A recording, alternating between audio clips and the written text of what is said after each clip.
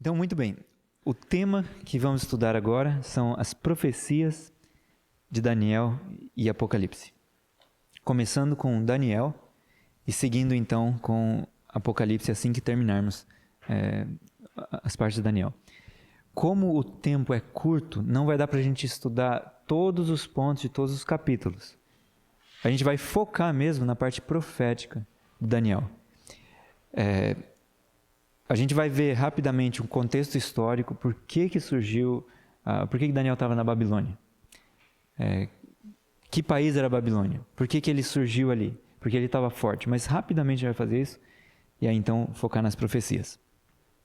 O livro de Daniel foi escrito entre os anos 530 e 540 a.C.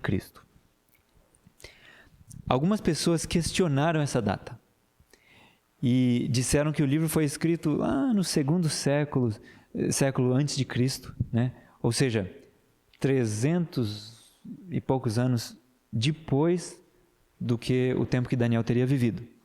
E por que as pessoas chegaram a essa conclusão? Por que os incrédulos chegaram à conclusão de que só pode ter sido escrito no segundo século e não no terceiro ou quarto ou quinto ou sexto século antes de Cristo? Por que eles chegaram a essa conclusão? Justamente por causa das profecias. As profecias relatadas em Daniel, elas são tão maravilhosas e tão incríveis para um ponto de vista secular, de sabedoria mundana, que a pessoa pensava assim: o que está predito nesse livro aconteceu centenas de anos depois, um homem não pode fazer isso. Então, não deve ter sido escrito aqui, deve ter sido escrito bem depois, falando, vai acontecer isso, mas olhando para o passado. Vocês entenderam? Quem que tem esse questionamento? Os incrédulos, os céticos, ou o que chama de os críticos, né? Começou a alta crítica da Bíblia, que começou a negar um monte de coisas da Bíblia. Dizer que, por exemplo, dizer que Nabucodonosor nunca existiu. Vocês já chegaram a perceber que teve gente no passado que disse que Nabucodonosor não tinha existido? Até que eles encontraram a cidade de Babilônia. E em cada tijolo daquela cidade ele fez escrever o nome dele. Acabou com o argumento dos críticos. Aí eles passam para outro argumento, até descobrir a resposta para aquilo. Mas nesse período, entre o argumento e a descoberta, muitos creram nos críticos. E muitos abandonaram a fé. Então, o livro de Daniel também foi questionado. Ele foi escrito no segundo século só. Não foi no quarto, ou no quinto, ou no sexto século. Mas quando... Vocês já ouviram falar disso? Os manuscritos do Mar Morto? Quando descobriram os manuscritos do Mar Morto, eles encontraram esse fragmento aqui, 4Q Dunk, tá? Ou 4Q 114. Esse manuscrito foi datado da parte final do segundo século. E ele tem parte do texto de Daniel. Ele contém os capítulos, parte do 10, né? E parte do capítulo 11. A cópia mais antiga do livro de Daniel. E ele já era tido como um livro profético. Igualzinho o que a gente tem. Ou seja, se no segundo século ele já era profético, já fazia parte da Bíblia ou do Antigo Testamento, isso quer dizer que ele tinha que ser muito mais antigo que aquilo para o povo aceitar ele como sendo profético. Ele não podia ter sido criado na hora. Eles não iam aceitar. Ninguém, se escrevesse um livro hoje, a gente ia falar, isso aqui é Bíblia. Não, a Bíblia foi escrita 2000 anos atrás. Então, para esse manuscrito fazer parte já do cânon que os judeus tinham, o Antigo Testamento, ele tinha que ser mais antigo que o segundo século. E se ele for mais antigo que o segundo século, ele já quebrou o argumento dos críticos. Porque Roma só vem no segundo século. O Império Grego termina e Roma começa. Por que Deus revelou? Por que Deus deu o sonho da estátua para Nabucodonosor? Por que Deus revelou para Daniel, em Daniel 7, Daniel 8 também, a sequência de impérios? Por que será? Daniel 2 e Daniel 7, eles são muito relacionados. Então você tem ali o leão com asas, em Daniel 7, ele é relacionado à cabeça de ouro. Representa o mesmo império. O peito de bronze de prata, o peito de prata e o urso representam a Medo-Pérsia, o mesmo império. O ventre de bronze e o leopardo com 4 cabeças e 4 asas também representa o mesmo império que é a Grécia. E as pernas de ferro e o animal terrível e espantoso representam Roma, o mesmo império. E a questão é por que Deus revelou isso? E eu creio que a gente pode dizer o seguinte, até onde eu entendo, tá? Deus queria mostrar que Ele sabe o futuro, que Ele está no controle da história. Ele levanta reis e Ele abate reis.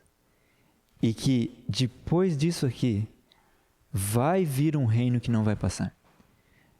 Eu creio que Deus estava tentando mostrar a fragilidade dos reinos humanos e a eternidade, permanência do reino eterno, o reino de Cristo. Então ele mostra a sequência, vai vir um, depois vai vir outro, depois vai vir outro, depois vai vir outro. E aí vem a pedra, no Daniel 2, né? A pedra que acerta o pé da estátua, pulveriza ela, a estátua desaparece, mas aquela pedra cresce e esse reino não passa. Eu creio que esse é um dos objetivos que Deus teve ao revelar isso aqui. Um outro objetivo é de que nós podemos ter confiança de que o que Deus disse que vai acontecer, vai acontecer. Ele deu provas mais do que suficientes de que Ele sabe o futuro. Ele predisse a sequência de impérios, dando detalhes. Detalhes que ninguém conseguiria imaginar. Ele deu detalhes para que a gente tenha confiança e certeza de que as outras coisas que Ele também predisse vão acontecer. Elas ainda estão futuras, mas elas vão acontecer do jeito que Deus falou.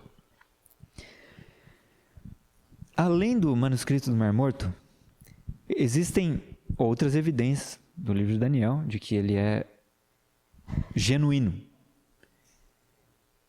A mais forte evidência é o que Cristo falou. Cristo tomou Daniel como literal. Ele fala, é o que está escrito no livro do profeta Daniel. Ou seja, Jesus tinha o livro de Daniel como algo genuíno, como real. Ele tinha o autor Daniel como alguém real que viveu no passado. Ele não achava que era uma figura histórica, um folclore, nada. Ele achava que era alguém real. Ele cita como alguém real. E em Marcos, capítulo 1, versos 9 a 15, após Jesus ser tentado no deserto, ele saiu para a Galileia.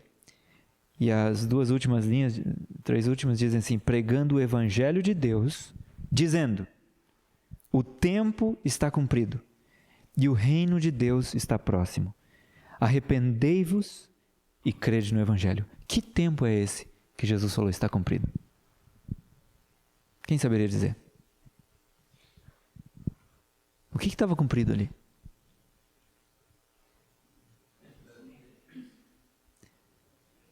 O tempo da vinda de Cristo, relatado em Daniel, capítulo 9. Quando fala das 70 semanas, fala 7 semanas e 62 semanas até o ungido, ou Messias, o príncipe. 7 mais 62 dá quanto? 62 mais 7? 69. Vezes 7, 483 anos. Então você começa a contar do ano 457 a.C. Deixa eu até pôr a linha do tempo aqui. 457 mais 483 anos, você dá exatamente no ano 27 da nossa era. O que quer dizer isso? Batismo de Cristo. Ano 27. unção de Cristo. Ele foi ungido ali pelo Espírito Santo. A Bíblia predisse isso. Até o ungido, o Messias. Então, Jesus disse, o tempo está cumprido. Ou seja, os 483 anos estão cumpridos. Arrependam-se e creiam no Evangelho. O Messias está aqui. Ele foi ungido.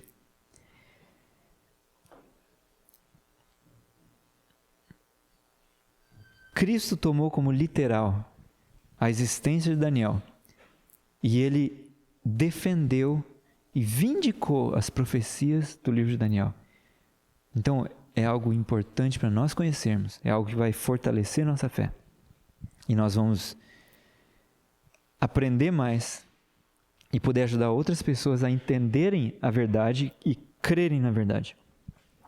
Só mencionando rapidamente para vocês, quando eu tinha 16 anos, um professor meu indicou um livro para eu ler.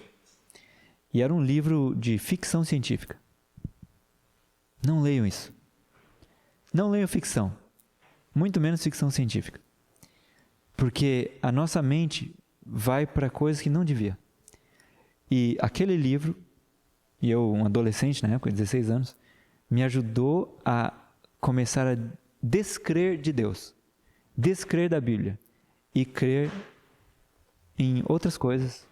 A única alternativa que parecia viável na época era o evolucionismo. E eu comecei a falar, então a evolução é certa? Então Deus não existe? Tudo por causa da leitura de um livro. Recomendado por um professor que era escola adventista, ele nem sabia o mal que ele estava causando. Ele achou que eu ia saber lidar com a coisa. Mas não sabia. E creio que no mesmo ano, alguns meses depois, quando eu estava com muitas dúvidas, sabe, descrendo de Deus, o pastor Luiz Gonçalves, por quem eu tenho grande admiração, foi no colégio onde eu estava e ele fez uma série sobre Daniel e Apocalipse. E eu assisti aquilo ali e eu vi essa questão de profecias e eu falei, como que um homem, 2.500 anos atrás, consegue predizer o que vai acontecer tanto tempo na frente? É impossível. Tratando assim de coisa apenas física, fenômenos naturais. Se é impossível isso, então não deve ser... A realidade não deve ser só explicada pelo que a gente vê. Pelas coisas naturais. Tem que ter um ser superior. E aí depois eu tive uma experiência com o sobrenatural. Aí me firmou ainda mais na ideia de que sim, existe o bem e o mal. E aí eu fui cada vez mais querendo dedicar minha vida a Deus, ao serviço de Deus. Porque se Deus existe, não tem nada mais útil, mais digno do que dedicar a vida para Deus. E nada mais desonroso do que não dedicar a vida para Deus. Se Deus existe, se Ele nos criou, o primeiro dever do homem é para com Deus. Obediência, adoração, gratidão a Deus, né? Bom, então nós vamos começar... a gente não vai pegar verso por verso e ir lendo, a gente vai olhar na parte histórica. Porque os versos por verso você pode ler no seu próprio tempo. Você já leu, na verdade. Muitos de vocês já leram os livros de Daniel e Apocalipse. A gente vai olhar a parte histórica e a gente vai fazendo um aporte aos versos. Então, Império Babilônico, começando ali com a cabeça de ouro, ou no capítulo 2, né? E o leão com asas no capítulo 7. Por que o Império Babilônico surgiu e como foi isso? Então, aqui no mapa, a gente tem uma parte de verde mais escuro. Aqui, ó. Esse aqui era o Império Assírio. O crescimento do Império Assírio fez ele envolver também a Babilônia e parte da Média. Os assírios eram terríveis. Eles eram violentos, extremamente bons na guerra, extremamente capazes, temíveis. Foram os assírios que deram fim ao reino de Israel. Lembra que o povo de Deus tinha sido dividido em 2 grupos, Israel e Judá? Com um certo tempo, só havia Judá. Por quê? Porque Israel do norte havia sido levado, deportado pelos assírios. Eles tinham destruído o povo e trazido pessoas para viver ali que eram os samaritanos. Depois eram os samaritanos. Os judeus olhavam para os samaritanos e falavam, esse povo não vale nada. Não são bons, não são raça pura. Porque eles tinham sido trazidos de vários lugares para morar em Samaria e na região. Quem fez isso?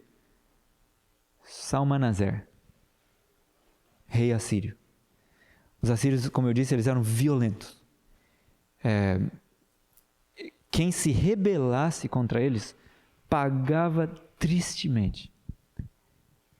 Eles eram capazes de causar tremendas destruições nos povos que se rebelassem.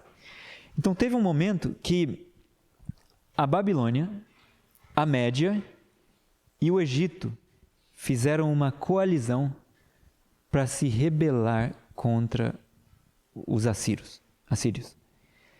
E eles se rebelaram, só que um dos generais assírios foi para cá, para a Babilônia, derrotou a rebelião de forma tão esplêndida que ele ganhou o título de rei da Babilônia. O nome dele? Nabopolassar.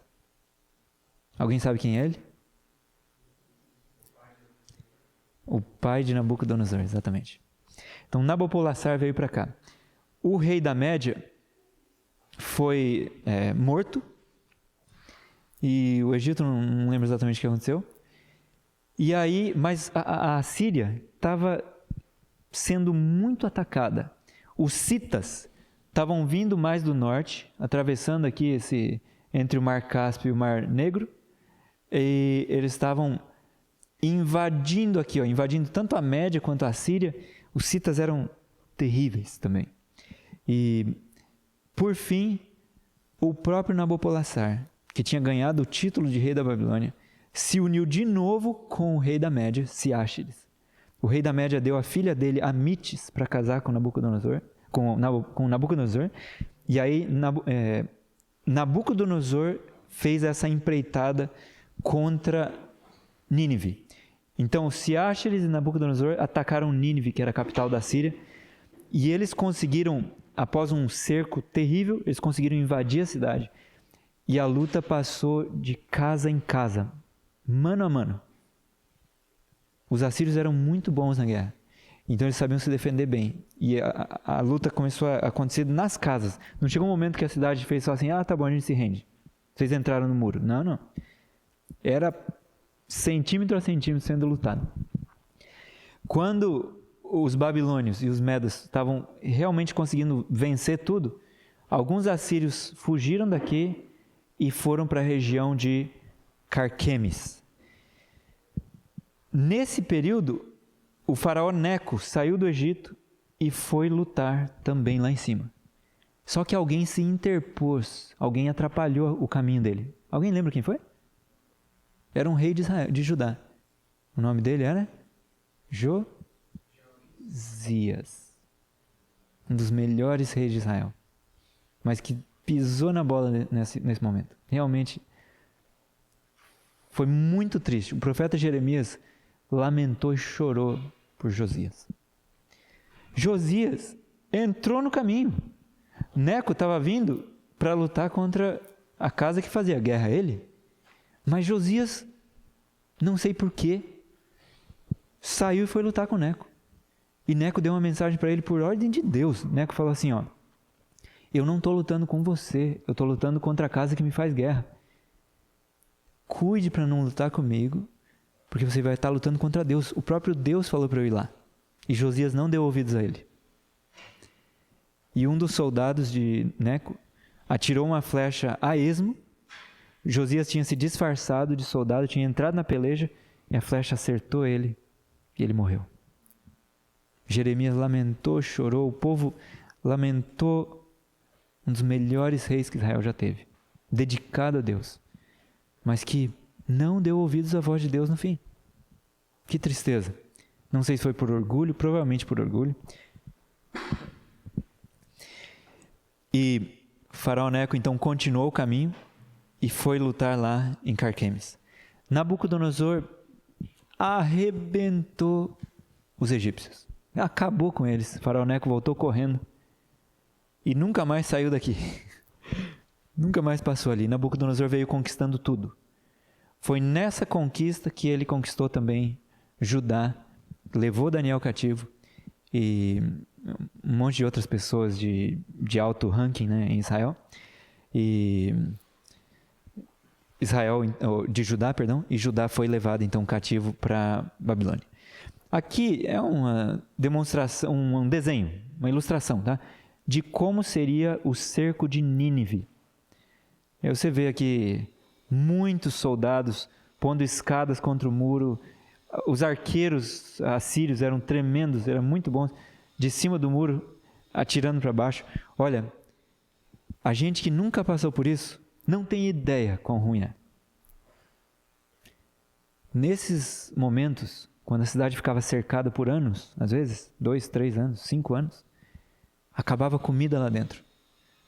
As pessoas tinham que se alimentar de coisas que elas não ousariam nem encostar antes, para poder viver. Então esse é um motivo da gente agradecer a Deus pelo que a gente tem. Às vezes a gente reclama da comida aí. Entre isso e você ter que roer a sola, o couro do cinto, o couro do sapato, o couro do escudo, isso aqui está muito melhor, é sempre muito melhor. Mas a gente consegue achar defeito em tudo. E murmura e reclama. Depois de ler essas histórias, teve gente que teve que comer seu próprio filho. Matava as crianças e comia. Comia fezes, tomava urina. Isso é um cerco. Muitas cidades passaram por isso. Acho que a gente aprende a não murmurar. Fala assim, Senhor, eu não estou naquela melhor comida do mundo, mas não está nem perto do ruim. Eu vou agradecer ao Senhor pelo que eu tenho. E a Bíblia diz assim, ó, se a gente tiver comida para comer, e o que mais? Roupa para vestir, estejamos contentes. Se tiver comida e roupa, fique feliz. Já é um privilégio. Então, nós temos aqui o reino da Babilônia. Nabucodonosor conquistou toda essa área aqui, o que era dos assírios e também o que era de Judá, um pouco ao sul aqui dentro da Arábia já. E ele foi um tremendo rei. Aqui está mais uma ilustração. É claro que não dá para saber exatamente como era, mas imagina uma cidade grande, linda. Imagina o império mais rico, poderoso, mais tremendo que já existiu. Era a Babilônia. Por que eu digo isso? Porque os próximos impérios, vocês lembram que de ouro vira prata, depois bronze, depois ferro? Quando Daniel explica para o rei, ele fala assim, ó, o outro vai ser inferior ao teu. Assim como a prata é inferior ao ouro. Ia ser pior. Então o império mais top, o melhor que teve, mais opulento, foi de Babilônia. Aqui a gente tem uma reconstrução num museu de um dos portões da Babilônia. Dá para passar ali embaixo? Você podia dizer que exagero. Essa era a mentalidade de Nabucodonosor. Grande. Magnífico. E, como eu disse, ele fez escrever o nome dele nos tijolos da cidade. Aqui mais uma foto. Só para ter uma ideia do tamanho que era a coisa. Isso era, se eu não me engano, era dentro da cidade. Não era os de fora. Era os de dentro. Aqui uma ilustração de computador, né? O que seria? Eles tinham leões no muro. Inclusive tem fotos de museu, de Muro da Babilônia, mostrando o leão. Então, interessante que Deus escolheu esse símbolo para representar os babilônicos. Os zigurates, né? Aqueles templos que eles tinham. O rio Eufrates passando no meio da cidade. Bem grande aqui, bem largo. Ao longo de todo o rio tinha muro com torres, caso alguém tentasse invadir pelo rio, com barcos. Tudo murado. Os mesmos muros que tinham no rio, tinham fora da cidade. E agora, pasmem de saber o tamanho da cidade. 25 quilômetros cada lado dela. Com um muro, se eu não me engano, era 50 metros de altura. Sabe a altura daqui, desse prédio aqui? Não tem ideia? Uns 8 metros? Mais? 9? 10? Vamos dizer 10. Imagina 50 metros de altura de um muro. 5 desses aqui. E lá em cima, espaço para passar 2 carruagens, com soldados armados, com tudo que precisaria para defender de um cerco. Um negócio altíssimo. Como que alguém ia invadir uma cidade dessa? Então eles chamavam a cidade de inexpugnável. Isso quer dizer, não dá para invadir. E ela era quadrada. Então eles tinham, aqui fizeram um desenho de computador, não reflete a realidade da cidade, tá? 25 quilômetros de cada lado vai dar um perímetro de quanto? 25 mais 25, 50 mais 25, 75 mais, 100. 100 quilômetros de perímetro. Ali daria para plantar, para colher. Se um exército inimigo chegasse, era só fechar os portões, tinha água suficiente entrando pelo rio, fechava o portão, comia, bebia, plantava, vivia normal. Eles tinham estoque de comida para anos, se houvesse um cerco. Então eles estavam tranquilos. Só que com dinheiro vem o luxo. Luxo é o inimigo da nobreza de caráter, tá? Luxo. Então, com o dinheiro, o aumento de dinheiro, veio o luxo. E com o luxo vem todo tipo de vício e coisas baixas e malignas. Isso aconteceu em todos os impérios. Babilônia, Medo-Persa, Grécia, grego e romano. Todos os impérios fizeram essa sequência de luxo, e aí as pessoas ficam vãs, medrosas e impuras. E aí eles têm que ser removidos. É incrível isso. Nenhum império escapou disso. Então, aqui o leão que eu falei, no muro. Deus disse que depois da Babilônia viria a Medo-Persa. Nabucodonosor nem gostou dessa parte. Ele fez uma estátua totalmente de ouro, esperando dizer assim, a Babilônia vai durar para sempre. Mas não. Alguém maior do que ele tinha dito que iria haver alteração, né? Então, alguém já viu esse quadro aqui? Esse é o quadro que os mileritas prepararam. Apollos Hale e Carlos Fitch fizeram isso aí. Era um quadro profético. Ele contava como seria a sequência dos impérios. Então tem lá o leão aqui, né? O urso, o leopardo e o animal terrível espantoso.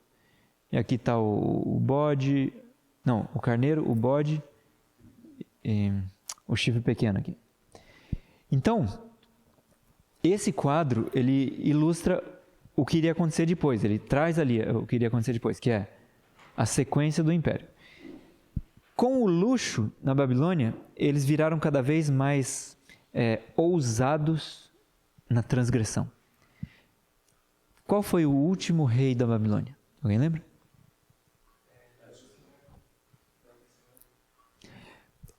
Belsazar. Só que ele era filho de Nabonido. Então, Nabonido era o rei, Belsazar era o filho, só que ele estava corregente com o pai. Tanto que quando ele foi propor para Daniel o presente, lembra que ele falou, você vai ser o terceiro no reino? Por que ele não falou o segundo? Porque ele era o segundo. O pai era o primeiro. Então ele falou, Daniel, você vai ser o terceiro no reino. Então Belsazar era um jovem, não sei quantos anos ele tinha, mas ele fez uma coisa muito ousada. A gente já vai ver essa coisa que ele fez, tá? Só antes disso, eu vou mostrar uma foto de um rio. Esse rio chama Diala. Tá vendo aqui o rio Eufrates, rio Tigre, e esse Diala, ele dá no rio Tigre. Ele é um rio muito importante na história. E foi uma das razões que Babilônia caiu. Vamos entender o seguinte.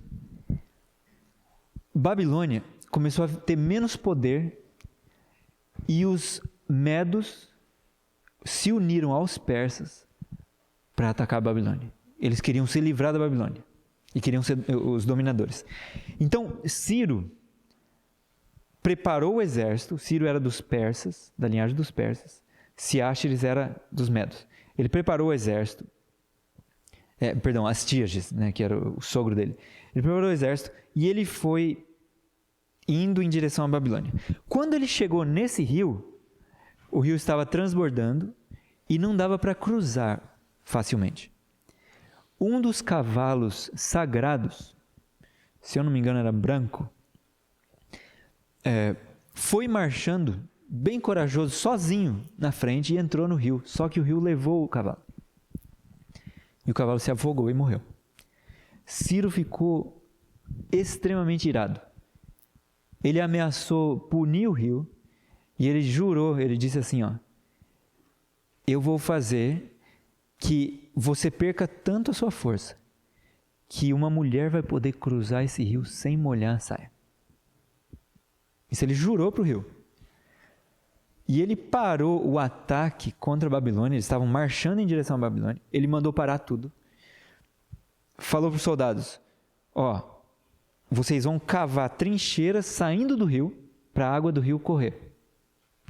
E ele marcou 180 pontos no lado esquerdo e 180 pontos no lado direito. E deixou os soldados cavando durante alguns meses. Só que nós estamos no Brasil.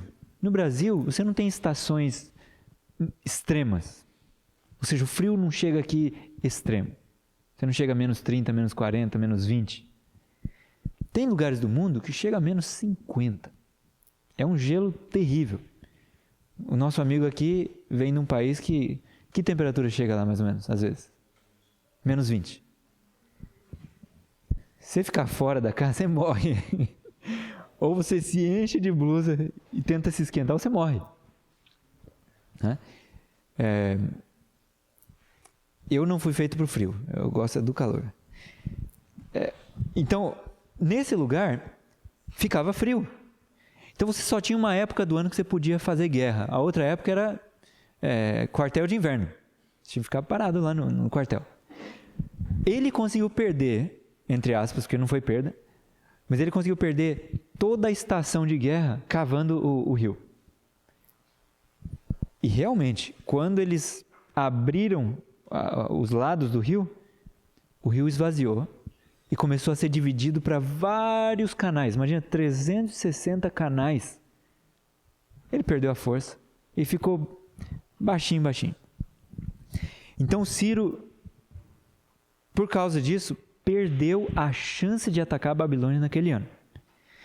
Alguém já viu aqui em Jeremias 51, que diz assim, não temas, povo meu, aí fala assim, porque virá num ano um rumor e no outro ano um rumor. Já ouviram falar disso? Jeremias 51? Não? Alguém procura para mim, por favor, se puder esse verso aí, porque eu não lembro exatamente qual é o verso. Jeremias 51 está descrevendo a queda da Babilônia.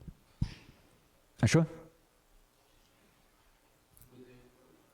Então, tem que ver o verso que é. Jeremias 51 descreve a queda da Babilônia. E o rumor tinha vindo para a Babilônia de que Ciro estava chegando. Só que ele parou a invasão para atacar o rio. Esperou vir novamente a primavera. Assim que ele viu que a primavera estava para despontar, ele marchou o exército de novo e estava então a caminho da Babilônia. Quando ele estava chegando perto de Babilônia, ele foi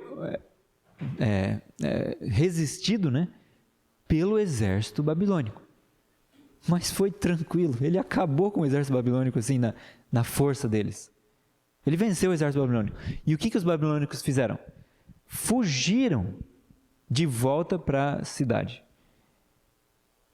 O pai de Belsassar ficou em Qual foi a cidade que ele ficou? Me fugiu o nome da cidade. Não sei se foi Nippur. Me fugiu o nome. Ele ficou numa cidade, que era forte também, e Belsazar foi então... Verso 46? O que diz?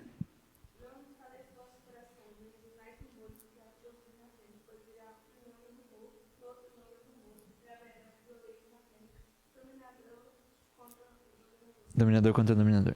Então, Deus estava falando pelos rumores que virão. Pois virá num ano um rumor e no outro ano um rumor.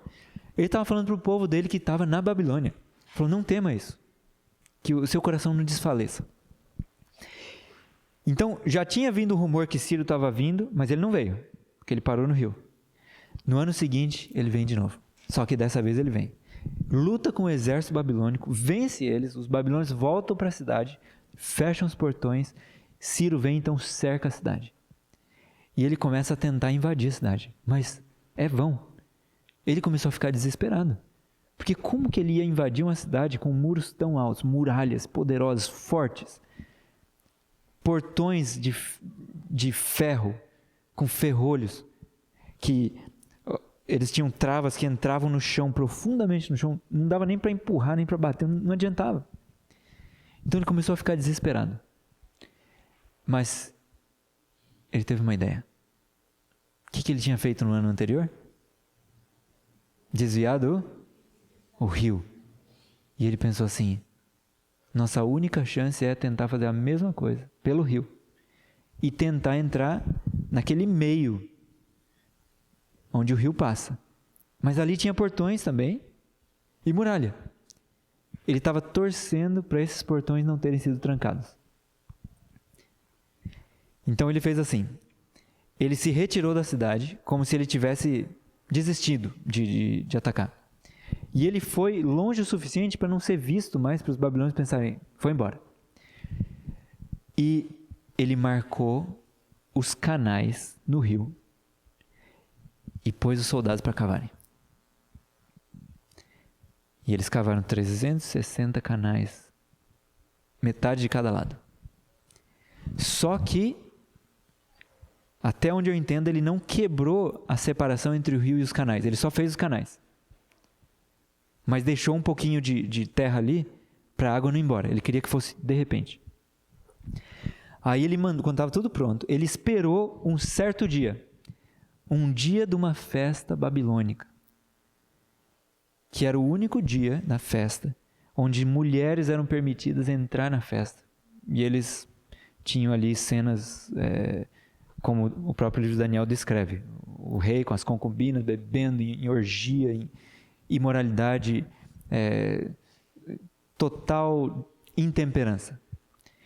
Então ele esperou esse dia, porque ele sabia que nesse dia os babilônios iam beber, iam estar em festa e não iam estar atentos ao que estava acontecendo fora.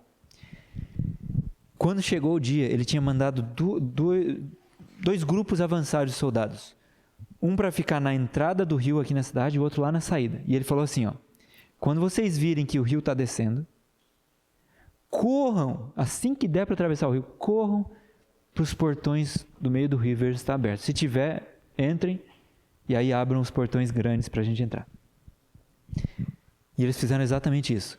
Ele mandou quebrar os lados do rio, a água começou a baixar e as escoltas ali, vamos dizer, as forças especiais medo-persas, estavam só de olho para ver se as sentinelas das torres notavam que o rio estava baixando, mas ninguém viu. E se você vir tanto em Ezequiel quanto em Jeremias, quando fala da queda de Babilônia, há uma descrição incrível de como aconteceu essa cena. É incrível isso. Deus fala que ele ia deixar as portas destrancadas para Ciro. Ele fala que ele ia fazer as sentinelas dormirem, pesado sono. E ele chama Ciro de meu ungido. Meu ungido. Quando as forças especiais viram que dava para cruzar o rio e entrar nele, né? Elas entraram, correram para os portões, e aí vinha o medo. Será que eles estão abertos ou trancados? Se eles estivessem trancados e as sentinelas vissem, eles iam morrer, porque ia ser só flecha. Mas quando eles chegaram nos portões, estavam abertos, não estavam trancados.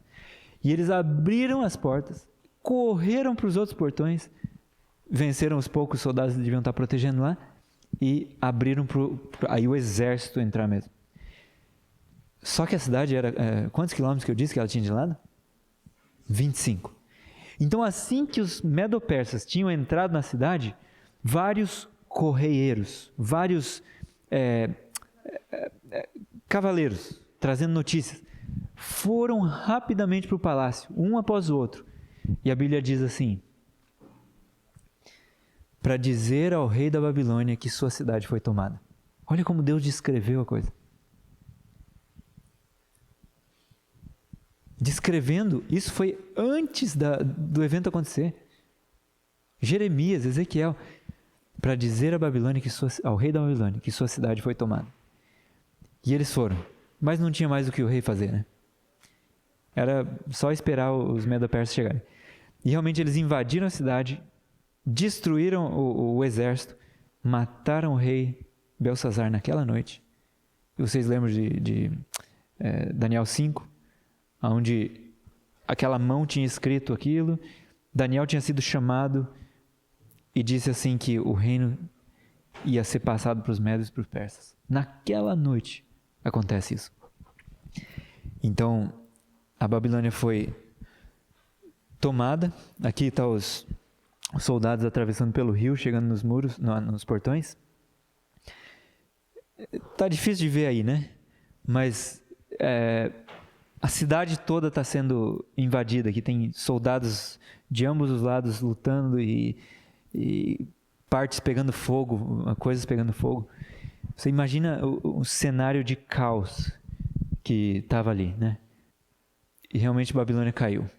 Hoje a Babilônia é assim. Só ruínas. Ela não foi reconstruída. Sabe por quê? Porque Deus falou que ela jamais seria reconstruída. Diz que os morcegos, sei lá que outros animais, chacais, iriam habitar, as corujas iam habitar ali, e que o beduíno não ia armar ali sua tenda.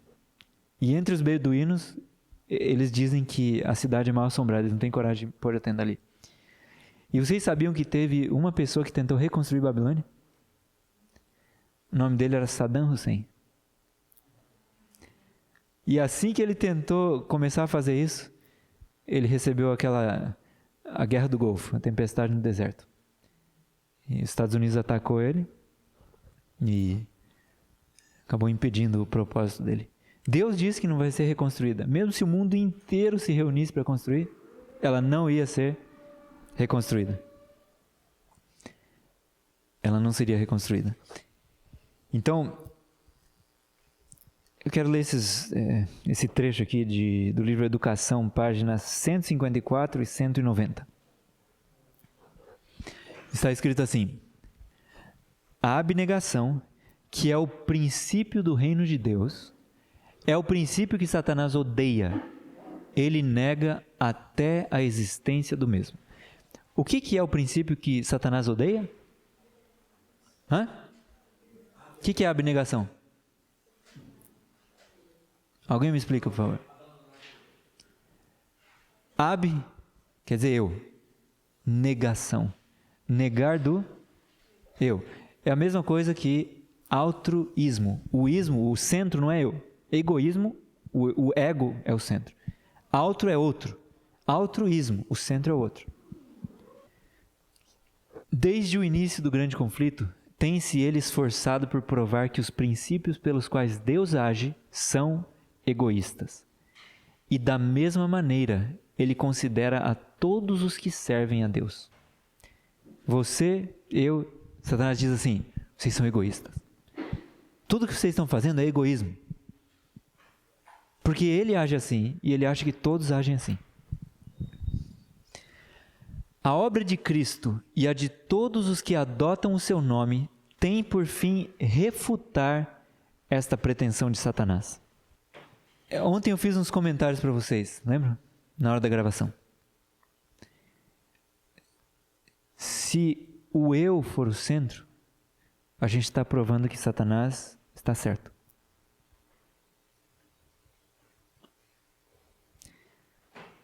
Mas se o eu não for o centro, isso vai ser mais uma prova de que Satanás é mentiroso. Que privilégio que nós temos de provar que Satanás é mentiroso, que Deus é verdadeiro na nossa vida. Ainda no livro Educação, só que na página 190, diz assim: o estudante deve aprender a ver a palavra como um todo e bem assim a relação de suas partes. Deve obter conhecimento de seu grandioso tema central, do propósito original de Deus em relação a este mundo, da origem do grande conflito e da obra da redenção. Deve compreender a natureza dos dois princípios que contendem pela supremacia. Quais são os dois princípios? Se um é abnegação, o outro é o quê? Egoísmo. Os dois princípios. O que o estudante deve aprender, então? Ele deve compreender o quê? Aqui, essa frase aqui, ó. A natureza. A natureza dos dois princípios que contendem pela supremacia. E aprender a delinear sua operação através dos relatos da história e da profecia até a grande consumação. Delinear sua operação. O que é delinear? Traçar aqui, ó. Marcar. Então você está marcando a operação desses dois princípios. Vamos aplicar esses dois princípios nessa questão de Babilônia e Medo-Pérsia?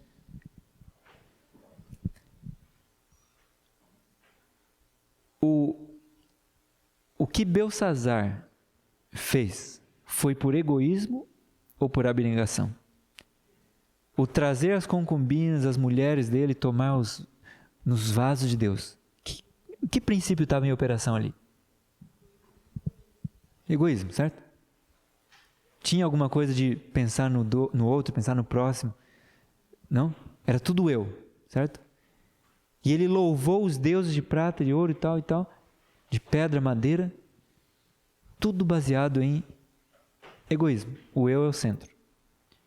Qualquer ídolo é baseado na ideia de o eu é o centro, porque não deixa Deus se colocar no centro. E vocês sabiam que os ídolos são os deuses da antiguidade, aqueles deuses pagãos, eles eram simplesmente produto do coração humano. As pessoas punham nos deuses características que elas tinham. Então, por exemplo, o panteão romano, eles tinham brigas, ciúmes, inveja, lascívia, luta por poder, traição, mentira. É o que o homem fazia. Então, eles refletiam nos deuses deles o que eles eram. Tudo com base no egoísmo. E o conquistar a Babilônia, a Medo-Pérsia vir e conquistar a Babilônia, foi baseado em egoísmo ou altruísmo? Egoísmo também. O Astíages, o Ciro, os soldados, eles não estavam pensando, qual é o melhor para esse outro povo aí da Babilônia? Eles não estavam pensando nisso. Vamos dominar ela. Vamos tomar a cidade. Embora Deus tivesse predito isso, ainda assim, o princípio no qual foi baseado era egoísmo. Só que o princípio do egoísmo, ele não dura. Porque depois, o mesmo que fizeram, o que os Medo-Persas fizeram para os babilônicos, aconteceu para os Medo-Persas também, pelos gregos. Então, a ideia de que fazer para o outro o que você quer que o outro faça, é real também nisso. Continuando a leitura. O estudante ainda falando, tá? Deve enxergar como este conflito entre o quê? O egoísmo e altruísmo. Esse conflito é uma guerra. O estudante deve enxergar como este conflito penetra em todos os aspectos da experiência humana, como em cada ato de sua vida, ele próprio revela um ou outro daqueles dois princípios antagônicos. Em cada ato. Você vai gravar um vídeo. Que princípio está sendo revelado ali? Você vai fazer uma comida. Que princípio? Você vai vestir uma roupa. Que princípio você está mostrando ali? Egoísmo ou altruísmo? Em cada ato de sua vida, ele próprio revela um ou outro daqueles dois princípios antagônicos. E como quer queira, quer não, ele está mesmo agora a decidir de que lado do conflito estará. Vocês conseguem perceber a importância disso? Por cada ato da sua vida, você está decidindo de que lado do conflito você vai estar. E eu vou adiantar para vocês que o lado do egoísmo vai ser destruído. É só o do altruísmo que vai permanecer para sempre. E se você agir com base em egoísmo, você vai estar se unindo a esse grupo aqui. E não adianta no fim falar, não, eu quero naquele lá. Você se amarrou, se entrelaçou em um lado. Em cada ato da sua vida você vai decidir de que lado, no fim, você vai estar. Ela continua dizendo, todavia Satanás não foi então destruído. Os anjos não perceberam nem mesmo aí tudo quanto se achava envolvido no grande conflito. Os princípios em jogo, egoísmo e altruísmo, deviam ser mais plenamente revelados. E por amor do homem, devia continuar a existência de Satanás. O homem, bem como os anjos, devia ver o contraste entre o príncipe da luz e o das trevas. Cumpria-lhes escolher a quem servir. Muito bem. Depois do Império da Babilônia, veio o próximo império, que seria o peito de prata ou o urso, né? Esse era o Império Medo-Persa. Vocês lembram mais ou menos que lugar que estava a Babilônia, o Império? Vocês lembram que era mais ali no centro? Isso, mais ou menos ali no centro. Aqui, ó, essa região aqui. Olha o Império Medo-Persa como era bem maior. Estão vendo aqui? Índia. Chegou até o rio Indus, da fronteira da Índia. Então a gente vai ver esse ponto aí. Bom, os Medo-Persas começaram bem e aí foram seguindo na mesma ideia de decair. E eu vou falar rapidamente assim a principal sequência, tá? Então nós tivemos Ciro, que deu lugar a Dario por honra, possivelmente seja Astíages, o sogro dele, que reinou 2 anos depois Ciro reinou. Ciro era persa. O império começou como sendo Medo-Persa, a Média era mais forte que a Pérsia, depois ele passou a ser só persa praticamente. Por isso que na história, quando a gente estuda, a gente vê o Império Babilônico, depois o Império Persa. Saibam que é Medo-Persa porque a Média também estava envolvida. E eles eram parentes, nações parentes. Ciro teve 2 filhos. Se eu não me engano, tá? Esmerdes e Cambises. Cambises assassinou Esmerdes, só que foi secreto. Foi algo bem sigiloso. E assim que ele assassinou Esmerdes, ele fez a campanha egípcia da Medo-Pérsia. Então ele foi atacar o Egito. E ele venceu o Egito, foi até um templo importante lá no oeste, e aí voltou. E quando, se eu não me engano foi isso, tá? Que ele fez essa campanha para lá. Aí depois quando ele voltou. Só que tinha um outro rapaz que parecia muito com Esmerdes, que foi morto. O nome dele era Gobrias. Só que esse Gobrias era mago. E ele fazia encantamentos, coisas assim, tá? Então, esse Gobrias apareceu para o povo e disse assim, eu sou Esmerdes. E era difícil de saber que ele não era.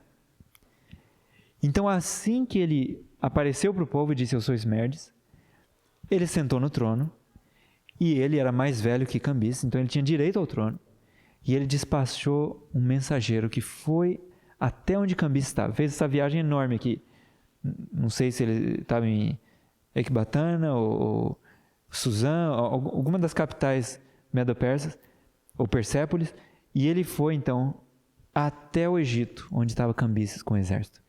E ele se colocou no meio do exército. E ele falou a plenos pulmões, Esmerdes está vivo. E aí ele falou mais alguma coisa. Cambises ficou com tanto medo. Eu não sei se ele pensou que Esmerdes tinha ressuscitado. Não sei bem o que aconteceu. Ele ficou com tanto medo que ele cometeu suicídio, se matou. Então Esmerdes ficou reinando sozinho por um tempo, até que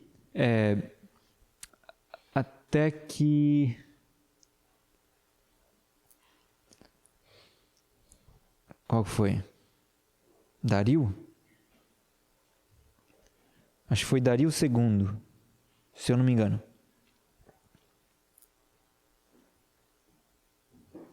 Acho que foi Dario II, tá?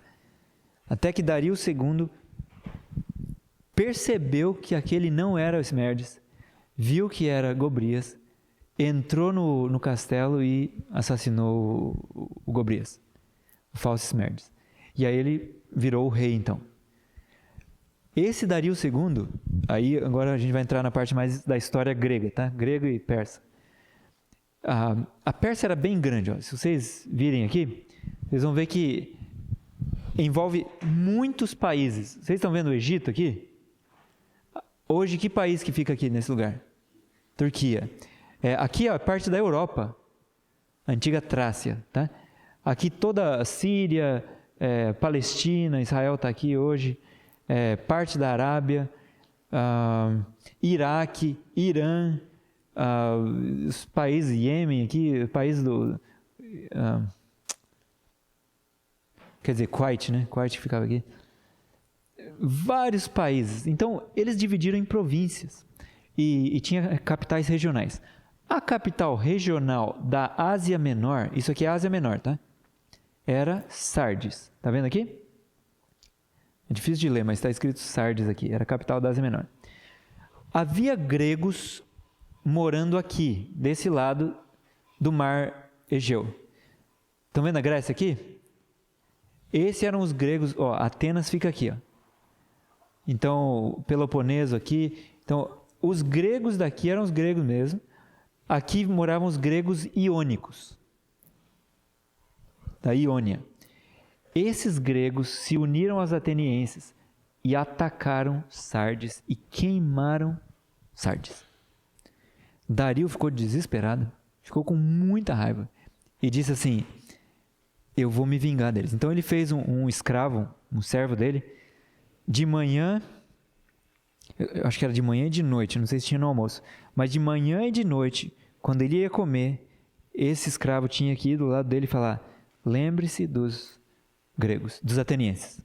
Lembre-se dos atenienses. Para ele não esquecer, para ele se vingar deles. Então ele fez uma preparação enorme para atacar a Grécia. Ele queria, sabe o que ele queria? Ele queria queimar Atenas. Que princípio que era esse? Egoísmo ou abnegação? Egoísmo, eu vou me vingar, eu vou satisfazer o meu eu, minha ira sobre eles. O princípio do egoísmo. O egoísmo é bom? Só vai causar um mal pra gente, certo? Então ele agiu com base no egoísmo. Quero me vingar da Grécia. Mas antes dele poder atacar a Grécia, ele morreu. Então o filho dele, chamado Xerxes, já ouviram falar de Xerxes? Xerxes é o Assuero da Bíblia, que casou com Esther. Esse é o quarto rei mencionado em Daniel 11. Xerxes, onde Daniel diz que ele empregará tudo contra o reino da Grécia. Então Xerxes continuou o preparativo do pai dele, Dario. E ele ajuntou ainda mais. E ele ajuntou gente de todas as províncias para lutarem contra os gregos. O ponto de encontro, rendezvous que chama, era Sardes. Eles iam se encontrar em Sardes, todos os soldados. Se você visse como estava ali o aparato, a roupa, as vestimentas dos soldados, tinha gente que lutava com espada, com lança, com arco, com flecha. Tinha gente que tinha pele de leopardo na cabeça, que tinha vindo da Etiópia, que era a província dos Medo-Persas também.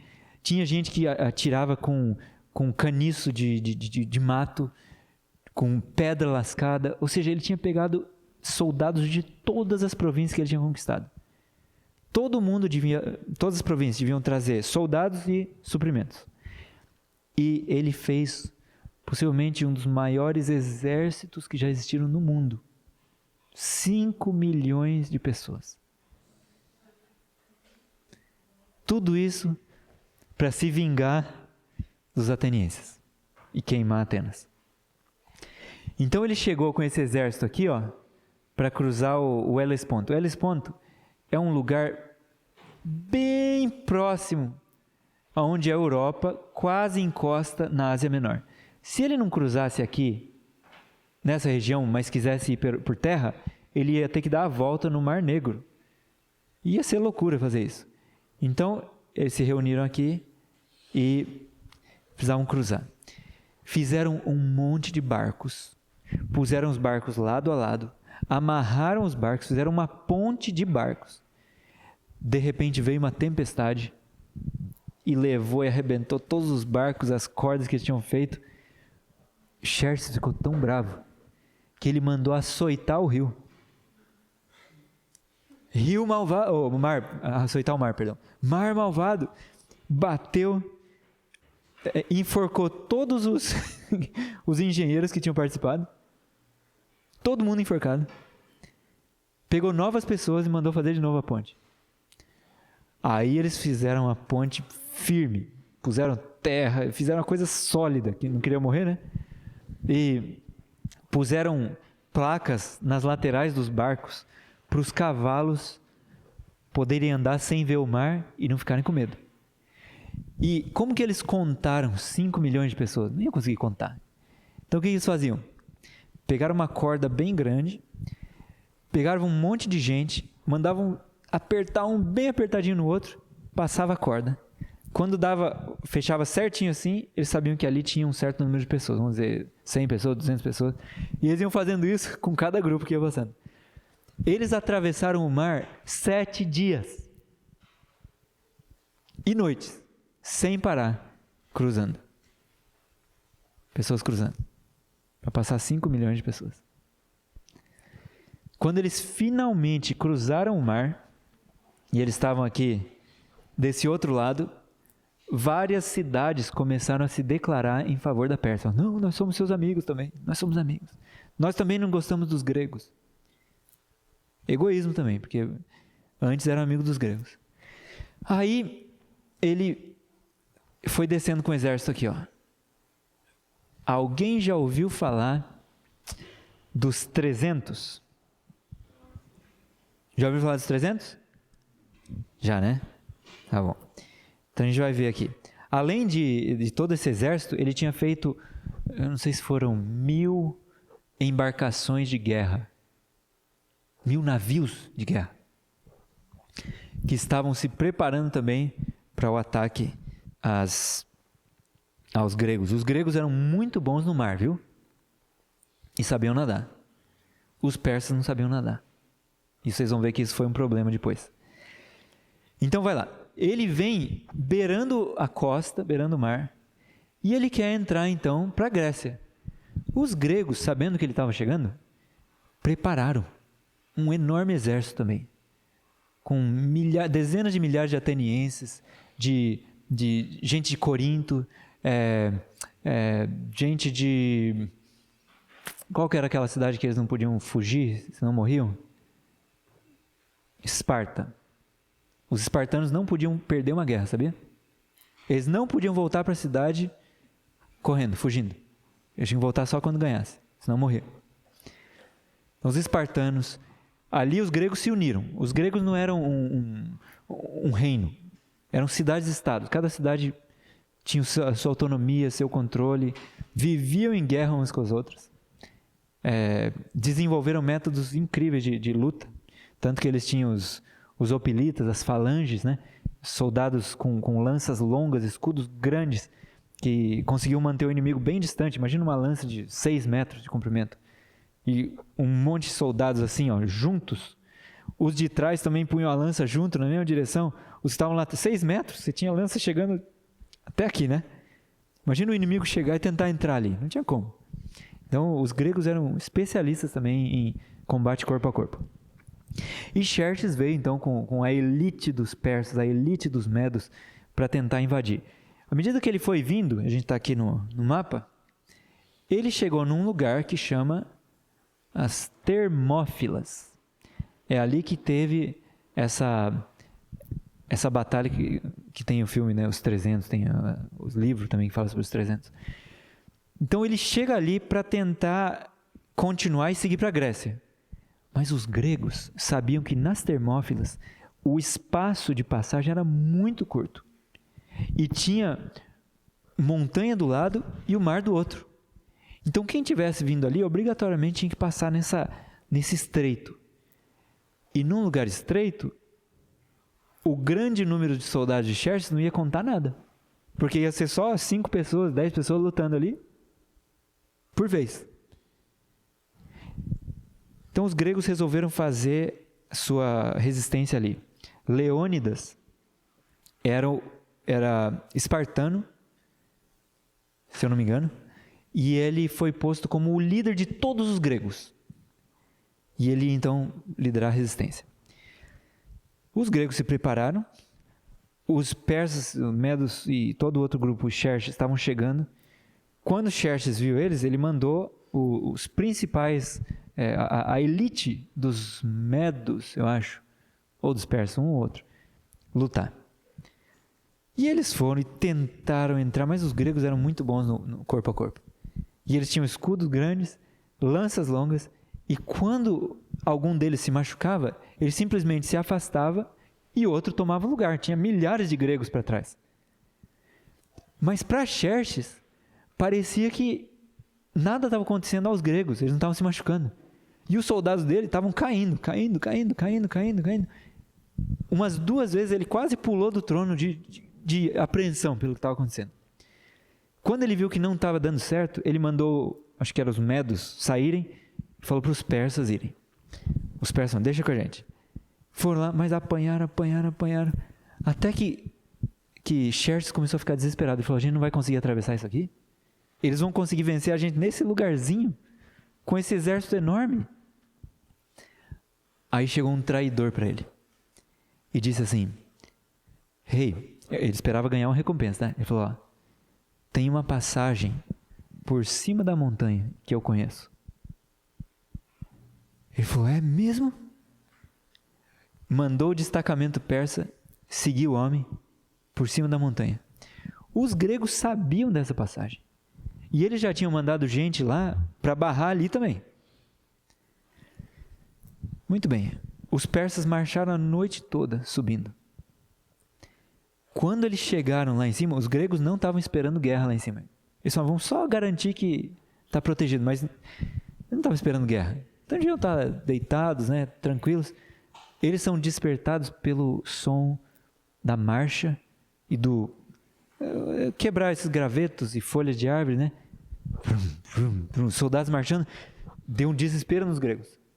Eles viram agora os persas chegando. Os persas, por sua vez, nem sabiam que tinha grego no caminho. Eles pensavam que o caminho ia estar aberto para eles darem a volta. Então, quando eles viram os gregos, eles tomaram um susto e começaram a sua melhor capacidade, que era arco e flecha. E começaram a chover flechas sobre os gregos. Os gregos pensaram que eles eram o objeto do ataque dos persas. Então o que eles fizeram? Se esconderam. Assim que eles se esconderam e abriram caminho, os persas passaram correndo e foram. Todo mundo que estava lá foi embora, deixaram os gregos para lá. E aí os gregos perceberam que o caminho tinha sido já cruzado e eles começaram a despachar os mensageiros, correndo, descendo a montanha, para informar os gregos lá embaixo que o caminho tinha sido aberto também. E que não adiantava fazer essa resistência aqui embaixo. Aí os gregos fizeram uma reunião e falaram, e aí, o que a gente faz? Vamos todos embora, deixamos eles passarem aqui, vamos embora, vamos para as nossas cidades fazer uma resistência lá? Vamos resistir em outro lugar? Ou vamos ficar aqui mesmo? E a maioria escolheu ir embora. Mas os espartanos não podiam ir embora. Então os 300 espartanos ficaram. E ficaram mais um outro grupo, e Leônidas ficou também. Então ficaram algumas centenas de homens só. E os persas vieram então pelo outro lado. E chegaram. E aí os gregos estavam encurralados naquele lugarzinho ali. E de ambos os lados eles foram sendo atacados, até que as espadas deles já estavam quebradas, as lanças estavam quebradas, e eles tinham que lutar com unha, com dente, com mão. Mas eles não desistiram até o fim. Até eles serem totalmente eliminados. Depois de perder muitos homens, Xerxes então consegue atravessar o Helesponto, e aí ele vai para a Grécia. Lá na Grécia, em direção a Atenas. Ele chega em Atenas, a cidade estava vazia, não tinha ninguém. Só tinha um pouquinho de gente no templo. Sabe o que ele ordenou? Adivinhe, princípio do egoísmo ou do altruísmo? Egoísmo. O que ele mandou fazer? Vou me vingar. Eles queimaram a minha cidade, eu vou fazer o quê? Queimar deles também. Isso é o que a gente deve fazer? Dá certo isso? Não dá certo. Se ele não tivesse feito isso, possivelmente a história futura teria sido diferente. Alexandre não ia ter feito o que ele fez. Mas porque ele fez isso, Alexandre no futuro falou, eu vou me vingar do que os persas fizeram. Eles queimaram Atenas, a gente vai queimar também a cidade deles. Então Xerxes mandou queimar Atenas, destruiu ela e foi então em direção a onde ele achava que estava o exército grego. Ao mesmo tempo, houve a batalha dos barcos. Os gregos não queriam batalhar nos barcos, ter a guerra de navios. Eles acharam que iam perder. Só que a frota persa estava à noite agora, esperando clarear o dia para poder atacar os gregos. Um dos gregos saiu do concílio que estava decidindo se iam lutar ou não. E ele falou assim, não, a gente vai ter que lutar. Como que vocês não querem lutar? Não vai dar. Ele teve uma ideia. Eu vou forçar todo mundo a lutar. E ele pegou um barco, um barco pequeno, foi lá em direção aos persas. Chegou para eles e pediu para falar. Aí ele falou assim, os gregos estão morrendo de medo. Eles estão para fugir. Se vocês atacarem eles agora, vocês vão ganhar. Os persas olharam e falaram, é mesmo? É mesmo. Então eles saíram da posição que eles tinham, que estava boa, foram com um monte de barcos, 1000 barcos, atacar os gregos. Quando os gregos viram que os persas estavam chegando mesmo, eles se prepararam para lutar e eles eram bons na guerra. E eles começaram a guerra. Os persas tinham tantos navios que eles não conseguiam fazer as manobras. Não conseguiam fugir. E os gregos atacaram eles e destruíram a frota persa. Xerxes ficou sabendo disso. E ele falou assim, espera aqui, os gregos ganharam no mar? E se eles voltarem aqui, lá no Helesponto, e quebrarem a minha ponte? Eu não vou poder voltar para casa. Então o que ele fez? Montou na cavalgadura dele e saiu embora rápido. Levou algumas pessoas que eram do grupo dele e foi embora rápido. Deixou Mardônios com 300.000 soldados. E falou assim, termina a conquista da Grécia para mim. E ele foi embora. E foi para a cidade dele. Atravessou o Helesponto e foi embora. Mardônios foi tentar conquistar a Grécia, só que ele não contava que os gregos eram tão bons, tão capazes. E ele começou a perder. De repente, ele teve que se refugiar numa cidade, não lembro qual cidade foi, e ele estava até conseguindo resistir ao cerco, Mas quando os atenienses chegaram, eles entraram e eles eliminaram os persas. Daquele enorme exército de mais de 5 milhões de pessoas, pouquíssimos chegaram de volta vivos no Império Medo-Persa de volta. Tudo por quê? Desejo de vingança. Agir por egoísmo. Não vale a pena. Não vale a pena.